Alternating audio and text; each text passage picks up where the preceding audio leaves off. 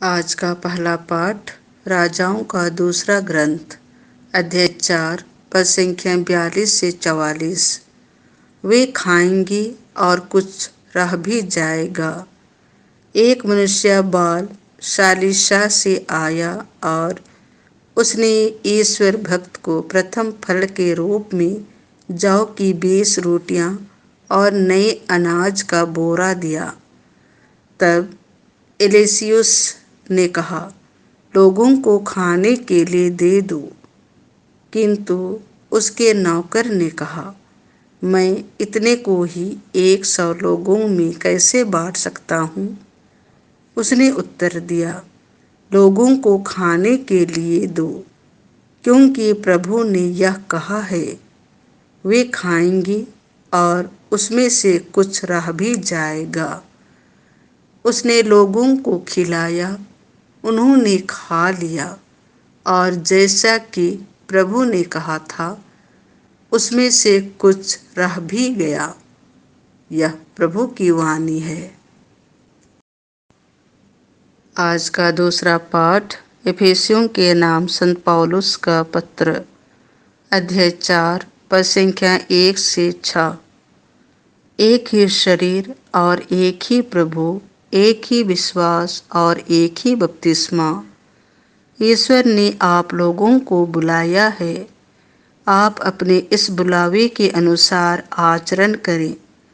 यह आप लोगों से मेरा अनुरोध है, जो प्रभु के कारण कैदी हूँ। आप पूर्ण रूप से विनम्र, सौम्य तथा सहनशील बन जाएं। प्रेम से एक दूसरे को सहन करें और शांति के सूत्र में बंधकर उस एकता को, जिसे पवित्र आत्मा प्रदान करता है, बनाए रखने की चेष्टा करते रहें। एक ही शरीर है, एक ही आत्मा और एक ही आशा, जिसके लिए आप लोग बुलाए गए हैं। एक ही प्रभु है, एक ही विश्वास और एक ही बपतिस्मा। एक ही ईश्वर, सबों का पिता, जो सबके ऊपर है, सबके साथ और सब में व्याप्त। यह प्रभु की वाणी है। संत यूहन्ना के अनुसार पवित्र सुसमाचार अध्याय 6 पद संख्या 1 से 15। उन्होंने बैठे हुए लोगों में उन्हें उनकी इच्छा भर बंटवाया। यीशु गलीलिया अर्थात तिबेरियस के समुद्र के उस पार चले गए। एक विशाल जनसमूह उनके पीछे हो लिया, क्योंकि लोगों ने उन चमत्कारों को देखा था जिन्हें यीशु बीमारों के लिए करते थे।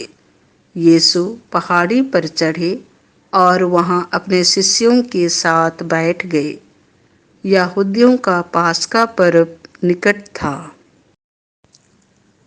यीशु ने अपनी आंखें ऊपर उठाईं और देखा कि एक विशाल जनसमूह उनकी ओर आ रहा है, और उन्होंने फिलिप से यह कहा, हम इन्हें खिलाने के लिए कहाँ से रोटियां खरीदें?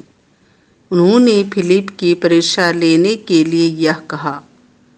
वह तो जानते ही थे कि वह क्या करेंगे।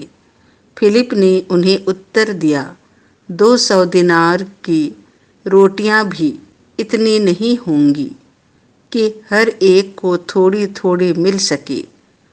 उनके शिष्यों में से एक सिमोन पेतरुस के भाई अंद्रियास ने कहा, यहाँ एक लड़के के पास जौ की 5 रोटियां और 2 मछलियां हैं, पर यह इतने लोगों के लिए क्या है?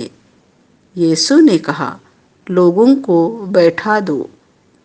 उस जगह बहुत घास थी। लोग बैठ गए। पुरुषों की संख्या लगभग 5000 थी। यीशु ने रोटियां ले ली, धन्यवाद की प्रार्थना पढ़ी और बैठे हुए लोगों में उन्हें उनकी इच्छा भर बंटवाया। उन्होंने